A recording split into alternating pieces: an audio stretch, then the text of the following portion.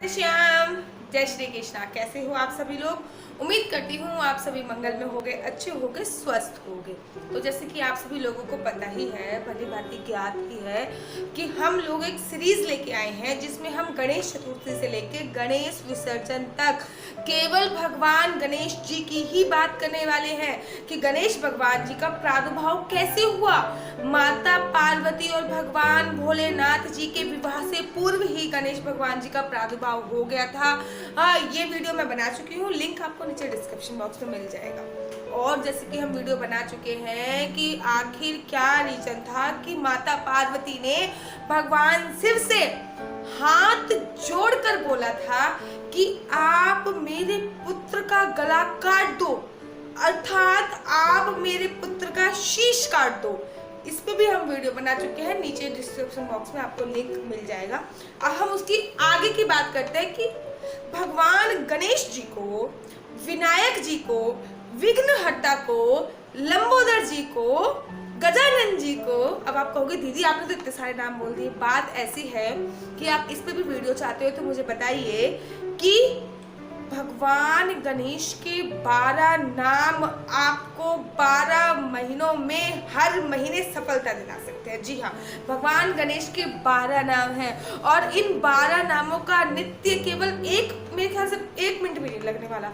बस सुमिरन करना है इन 12 नामों का नित्य प्रतिदिन। केवल एक बार गणेश जी के सामने खड़े होकर इन 12 नामों को सुमिरन करना है और आपके घर में सुख, शांति, स्मृति, पैसा सब आ जाएगा, सब आ जाएगा। देखिए करने से ही होता है, कुछ ना कुछ तो करना पड़ेगा। तो उसकी अब हम तीसरा भाग लेकर आए हैं कि आखिर गणेश भगवान को हाथी का ही शीश क्यों लगा। भाई किसी और का भी लग सकता था, वो तो परम पिता परमात्मा है, भगवान शिव के पुत्र है, माता पार्वती के पुत्र है और भगवान शिव के शीश पर तो स्वयं अमृत विराजमान है। तो क्यों भगवान, अब आप कहोगे दीदी अमृत कहाँ पे विराजमान है, तो भगवान शिव के शीश पर चांद विराजमान है और जो चांद है उनके हाथ में अमृत का कलश है। उन्होंने अमृत के कलश की रक्षा करी थी और भगवान के पास आए थे। अगर आप इस पे भी डिटेल में वीडियो चाहते हो तो मुझे बताइए, मैं इस पे भी डिटेल में वीडियो बनाऊंगी। खैर आज हम बात कर रहे हैं कि आखिर क्यों भगवान गणेश के शीश पे हाथी का ही सुर क्यों लगा। किसी और का भी लग सकता था, लेकिन मात्र हाथी का ही सिर भगवान गणेश के शीश पे क्यों लगाया गया, जिससे एक नाम उनका बढ़ गया गजानन। तो सबसे पहले जयकारा लगाएंगे, बोलिए गजानन भगवान की जय। तो चलिए बात बताती हूँ। जब मैं आपको बता रही थी, पहली वीडियो में मैं बता चुकी हूँ, इसके नीचे डिस्क्रिप्शन बॉक्स में आपको लिंक मिल जाएगा कि किस प्रकार से शनि का प्रकोप गणेश भगवान पे पड़ा और गणेश भगवान की 7.5 प्रारंभ होगी। और जब गणेश भगवान की 7.5 प्रारंभ होगी और शनि का प्रकोप भगवान गणेश पे पड़ा तो गणेश भगवान का जो चेहरा था, गणेश भगवान जी का जो मुख था वो काला पड़ गया था। अब ने पूरा आपको नीचे मिल जाएगा डिस्क्रिप्शन बॉक्स में, मैं थोड़ा सा डिटेल में बता रही हूँ ताकि आप बेस बन सके बेसिकली वहां तक जाने के लिए। तो माता पार्वती ने भगवान भोलेनाथ से प्रार्थना करी कि आप आइए और कुछ निवारण कीजिए। तो भगवान भोलेनाथ ने जी ने अपनी लीला रची और लीला रचने के बाद उन्होंने गणेश भगवान जी को हाथी का शीश लगा लिया। अब जब हाथी का शीश लग गया तो चारों तरफ शिवलोक से लेकर ब्रह्मा लोक में, विष्णु लोक में, देवलोक में, इंद्र लोक में चारों तरफ बधाइयां बजने लग गई, क्योंकि गणेश जी, विनायक जी गणपति बन चुके थे। अब लेकिन माता जो पार्वती थी वो बड़े अफसोस में बैठी हुई थी। अब भोले बाबा जी ने कहा, देवी आपने बोला कि मेरे पुत्र को शनि की 7.5 लग गई है, कोई उपाय बताओ। मैंने उपाय भी बता दिया। आप ही ने बोला था कि मेरा पुत्र जगत में सबसे अलग रहे, तो मैंने उसका उपाय भी कर दिया। लेकिन अब क्यों रूठी हुई हो, अब आखिर क्या हो गया। तो माता पार्वती हाथ जोड़ के बोलती हैं कि पुत्र के बिछड़ने का दर्द क्या होता है ये मैं भली भांति जान चुकी हूँ। बेशक मेरा पुत्र मर जाए, बेशक मेरा पुत्र ना रहे, लेकिन आप जिस हाथी का शीश आपने लगाया है उसकी माँ पे क्या बीत रही होगी। वो तो अभी कुछ दिनों का ही बच्चा था। आप ऐसा कीजिए, जाके उस हाथी का शीश दोबारा उस हाथी पे लगा दीजिए। अब भोले बाबा जी ने बोला, देवी सब कुछ मेरी माया है, सब कुछ मैंने ही किया है। आप जानती हो उस हाथी को दुर्वासा ऋषि का वरदान था कि उसका शीश एक ऐसे देवता के सिर पे लगेगा कि वो प्रथम पूजनीय हो जाएगा। अब देवी आश्चर्य में पड़ जाती है, अरे ऐसा कौन सा हाथी था जिसको दुर्वासा ऋषि ने ऐसा श्राप दिया। तो भगवान भोलेनाथ बताते हैं कि एक बार की बात है कि इंद्र और ऐरावत हाथी, आपको पता है कि इंद्र के हाथी का नाम ऐरावत है। अगर आपको नहीं पता तो मैं बता रही हूँ कि इंद्र का जो हाथी है जिसपे इंद्र जी सवारी करते हैं उनका नाम ऐरावत है, उस हाथी का नाम ऐरावत हाथी है। ऐसा भी बोला जाता है कि इंद्र को वो ऐरावत हाथी उनके ससुराल से उपहार में मिला था, और भी अनेकों ग्रंथों में अनेकों सारी कथाएं हैं।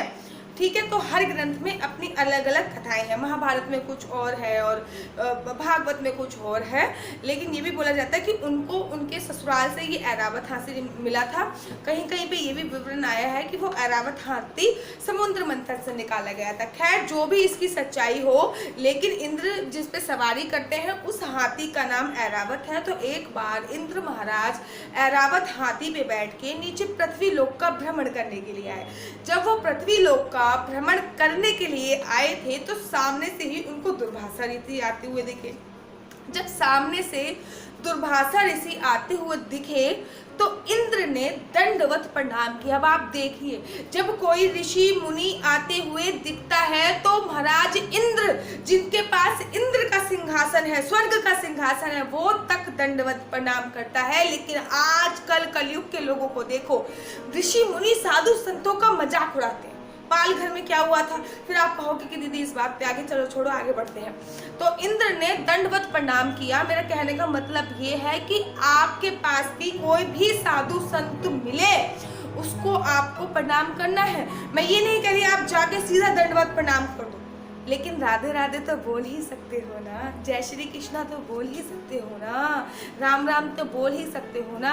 हरियाणा के लोग मुझे एक बात पे बहुत ज़्यादा अच्छे लगते हैं। वो क्या बात है कि हरियाणा के लोग हमेशा राम राम बोलते हैं। उन्हें नहीं पता कि राम का अर्थ, बहुत सारे लोगों को नहीं पता कि राम का अर्थ क्या है, क्या नहीं है, क्या है, लेकिन बूढ़े बुजुर्गों से वो सुनते आए हैं कि ताऊ राम राम, चाची राम राम, नमस्ते वहाँ पे चलता नहीं है, नमस्ते हेलो हाय ये नहीं चलता, तो राम राम। तो अपनी संस्कृति को पहचानिए, आप भी राम राम, सीता राम, राधे श्याम, जय श्री कृष्णा, जय बिहारी जी, जय बजरंगबली, जय बालाजी। बहुत सारे हमारे तो अनगिनत देवी देवता हैं, 33 कोटि देवी देवता हैं। बच्चों को जैसे आप संस्कार डालोगे वही संस्कार आपके बच्चों में विराजमान हो जाएंगे। तो इंद्र ने दुर्वासा ऋषि को प्रणाम किया, और जब दुर्वासा ऋषि को प्रणाम किया तो किसी भी साधु संत की ये आदत होती है कि जब भी उसको कोई प्रणाम करता है तो उसके पास जो भी होता है वो उनको देने की कोशिश करता है। अगर उसके पास फल का प्रसाद होता है तो वो फल का प्रसाद देने की कोशिश करता है, अगर उनके पास फूल होते हैं तो वो फूल का प्रसाद देने की कोशिश करते हैं, और अगर उनके पास कुछ नहीं होता तो वो आशीर्वाद देने की पूरी कोशिश करते हैं। तो जब इंद्र ने दुर्वासा ऋषि जी को प्रणाम किया तो दुर्वासा ऋषि जी के गले में एक बहुत सुंदर फूलों की माला थी, और जब दुर्वासा ऋषि के गले में फूलों की माला थी तो दुर्वासा ऋषि ने वो माला निकाल कर इंद्र के गले में डाल दी, और इंद्र ने तुरंत ही 5 सेकंड के अंदर, जैसे कि आप सभी लोग करते हो, मैंने बहुत देखा है कि जब भी मैं व्यासपीठ से किसी को माला पहनाती हूँ, या जो पोती पे चढ़ी हुई माला होती है वो पहनाती हूँ, और या फिर जो मेरे को पे चढ़ी हुई माला होती है वो पहनाती हूँ, जिन लोगों ने मुझे भेंट करी होती है वो पढ़ाती हूँ, या फिर कोई भी ऋषि मुनि आपको कोई माला पहनाता है, या फिर मंदिर में आपको भगवान के चरणों की जो माला मिलती है, या फिर भगवान के ऊपर डली हुई जो माला आपको देते हैं। बिहार जी के मंदिर में भी देखा है मैंने, लोग क्या करते हैं 2 मिनट के लिए अपनी गर्दन में डालेंगे, उसके बाद अपने हाथ पे ऐसे डाल लेंगे, बहुत गलत है। और आपको ये भी नहीं पता उस माला का करना क्या चाहिए, उन फूल माला का करना क्या चाहिए। बस एक चीज आपको पता है कि गंगा जी को गंदा कर दो, यमुना जी को गंदा कर दो, और जितनी भी प्रकार की हमारी नदियां सरोवर है उनका गंदा कर दो। अगर आप इसमें भी डिटेल में वीडियो चाहते हो कि आखिर उस पूजा पाठ के सामान का क्या करना चाहिए, जैसे कि जब हम अग्यारी देते हैं तो राख निकलती है, धूपबत्ती जलाते हैं तो राख निकलती है, उनका क्या करना चाहिए, उनका अलग उपयोग है। फूल माला पत्तों का क्या करना चाहिए, उनका अलग उपयोग है। नवरात्रों में जो गाई जाती है उसका क्या करना चाहिए, उसका अलग उपयोग है। अभी जो दूर्वा घास गणेश जी को चढ़ रही है उसको क्या करना चाहिए, उसका अलग उपयोग है। पूरी दूर्वा मैं देखती हूँ कि नवरात्रे खत्म हुए नहीं कि सारा सामान समेटा महाराज यमुना जी में प्रवाहित कर दिया, सारा सामान समेटा। गणेश चतुर्थी हुई नहीं कि गणेश जी के साथ उनकी दूर्वा घास भी उनको भेज दे। बहुत गलत करते हो। अगर आप गणेश जी के साथ दूर्वा घास भी प्रवाहित कर दोगे तो आपके घर पे जो रिद्धि सिद्धि धन शक्ति संपदा लेके आई है वो सारा उनके साथ ही चली जाएगी। एकदम सत्य कह रही हूँ। अगर जानना चाहते हो कि इस पे इनका क्या करना चाहिए तो मुझे कमेंट बॉक्स पे लिखिए, मैं उसमें भी आपको डिटेल में वीडियो बना के दूंगी। फिलहाल अभी दुर्वासा ऋषि जी की बात चल रही है, तो फिर दुर्वासा ऋषि जी ने अपने गले से वो माला निकाली और इंद्र भगवान के गले में डाल दी। और जब इंद्र भगवान के गले में वो माला डाल दी तो इंद्र भगवान ने वो माला निकाली और हाथी के गले में डाल दी। और हाथी का तो स्वभाव भी होता है कि उसके गले में कुछ डल जाए तो वो ऐसे ऐसे करके अपना सिर हिलाता है और सूंड से फिर हाथी ने वो माला निकाली, ऐरावत हाथी ने, और अपने पैरों के नीचे डाल दी। और धीरे से वो हाथी चला तो पैरों के नीचे उसने वो माला कुचल गई। अब दुर्वासा ऋषि तो आपको पता है कि भगवान परशुराम से भी अत्यधिक क्रोध जिसको आता है वो दुर्वासा ऋषि थे। अब दुर्वासा ऋषि ने बोला, हे इंद्र, तूने मेरी दी हुई माला का अपमान किया है, जा मैं तेरे को श्राप देता हूं कि तू अपना राज्य साम्राज्य सब कुछ हार जाएगा राक्षसों के द्वारा। और हाथी से भी बोला, हे हाथी, मैं तुम्हें श्राप देता हूँ, तुमने मेरी दी हुई माला को अपने पैरों से कुचला है, तो जा मैं तेरे को श्राप देता हूँ, आज से तू स्वर्ग पे इंद्र लोक पे राज नहीं करेगा, आज से तू पृथ्वी लोक पे राज करेगा।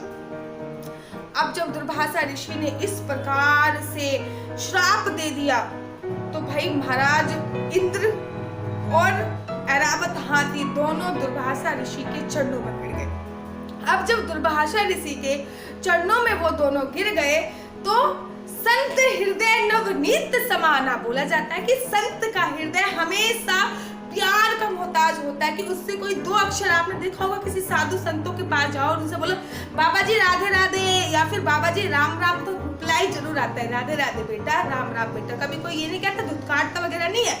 तो संत का हृदय तो बस दो मीठी बातें बोल दो और आपका भला हो जाता है महाराज। दुर्वासा ऋषि भी मान गए। दुर्वासा ऋषि ने बोला, हे इंद्र, मेरा जो श्राप है, मेरा क्या, कभी भी किसी का जो श्राप है वो झूठा नहीं हो सकता, लेकिन मैं तुम्हें वरदान देता हूँ कि जब जब राक्षस तुम्हारे इंद्र लोक पर आक्रमण करेंगे, जब जब राक्षसों के पास तुम्हारा इंद्र लोक आएगा, तो वो इंद्र लोक को बचाने के लिए, तो उस स्वर्ग लोक को बचाने के लिए श्री हरि हर बार अवतार लेंगे और तुम्हारी सहायता करेंगे। और ऐरावत हाथी को भी वरदान दिया, है ऐरावत हाथी, मैंने तेरे को श्राप दिया, इस कारण तेरा जन्म तो पृथ्वी लोक पे होगा, लेकिन यहाँ से तूने मेरी वो माला उतारी है, अर्थात तेरा शीश जन्म लेते के साथ ही तेरा वो शीश कट जाएगा और ऐसे देवी देवता के शीश पे विराजमान होगा जो कि प्रथम पूजनीय होगा।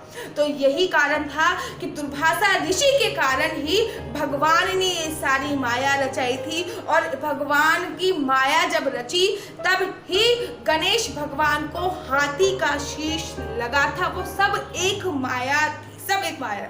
वीडियो बहुत लंबी हो जाएगी, नहीं तो मैं आपको बताती कि आखिर उस हाथी के धड़ का क्या हुआ। इसके लिए आप अगली वीडियो जरूर देखिएगा। अगली वीडियो में मैं आपको बताऊंगी कि उस हाथी के धड़ का क्या हुआ, क्योंकि शीश तो गणेश भगवान पे लग गया, लेकिन फिर उसकी धड़ कहाँ गई, और जो गणेश भगवान का शीश है उसका क्या हुआ।